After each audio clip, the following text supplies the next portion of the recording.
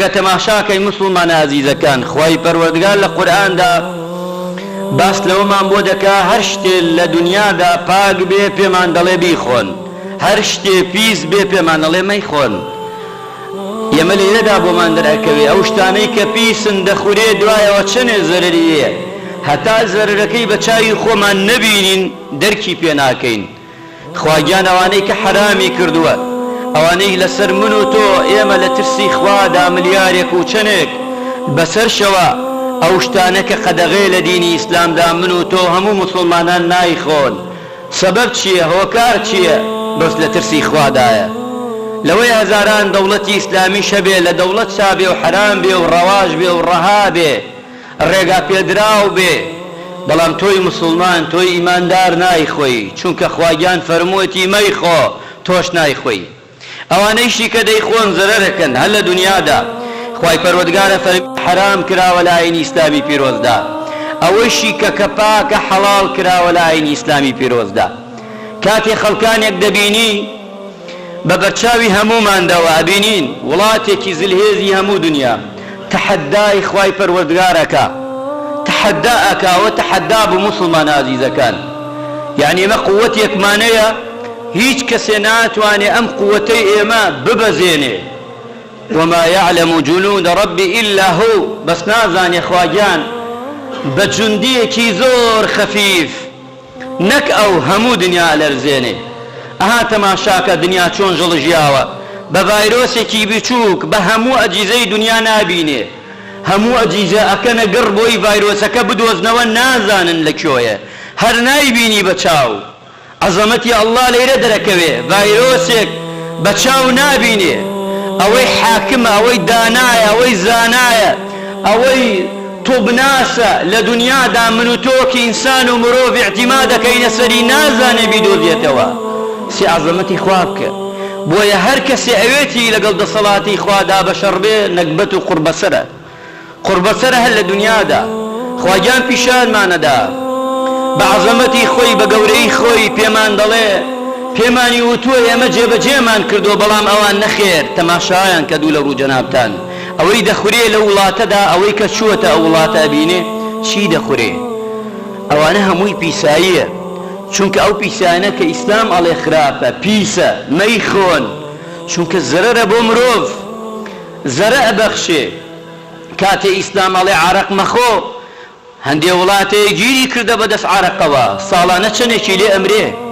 ئیسلام پێت دەڵێ حەشیشە و تلیاک و مخدرات حرامە مەیخۆ.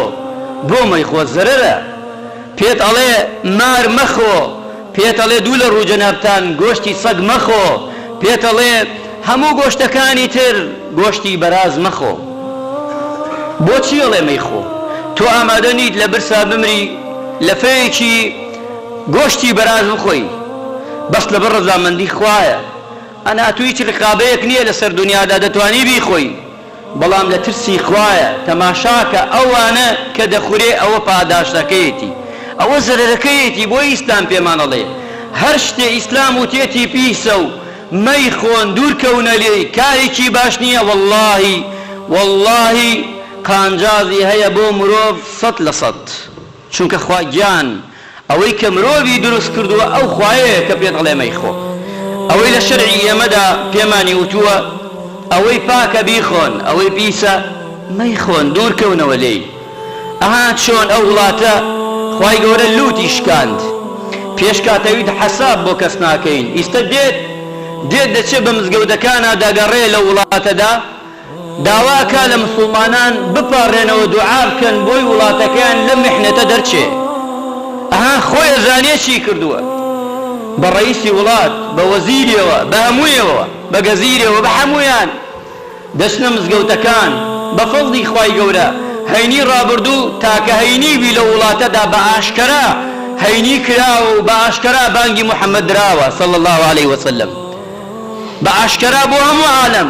ئەمجا ئیعلانی کردووە ئەبێ مسلمانان ئازاد بن، ئەبێ مسلمانان وا ئەگیریان بە زۆر تعدای شەرەفیان لێکرا. ئەو مسلمانە داماوانە بە سزمانە چیان لە دەستێ؟ ئەبێ چی بن لە چەنە وڵاتێکی وەک سین ئەگە دنیا بکەیتە 4 پارچەوە یەک پارچەی سینە ئەمەنە زۆرن بەڵام لە هەمان کاتە مسلمانان زۆر کەمن بە زۆر ئایانهێنا بە زۆر ئیشی خراپە لەگەڵ ئافرەتەکانیان دەکرد بە زۆر ئایانهێنا گۆشتیان لە سوقانیان دەکردەوە بە زۆر ئایانهێنا ئەوانە ئایانهێنا بە زۆر گۆشتی بەرازیان دەداوە خواردنیان گۆشتی مار و ئەوانەیان دەداوە خواردنیان ئەمانەش بە کۆڵە گیریان بە کۆڵ داوایان دەکرد لە خوا تۆڵەیان کاتەوە خواجان شەبیرێ لە حەوتە بەقەی ئاسمانەوە دەرزێک دەدا بە وڵاتێک کە لوتی بەرز بێ لە ئاسمان بێ لوتی دەشکێنێ عەزەمەتی ئەڵڵا ئەمەیە مسڵمانە عەزیزەکان بۆیە خواجان پێمان ئەڵێ ئەمانە مەخۆن بۆ چییە بۆ ئەوەیە کە من و تۆ بزانین قەدری ئەم دینە پاکە بزانین ئەم ئیسلامە پاکە بزانین لەناو خۆماندا گە ئیسلام دەرکە بزان چی دەبێ بزان چی کاولکاریەک دەبێ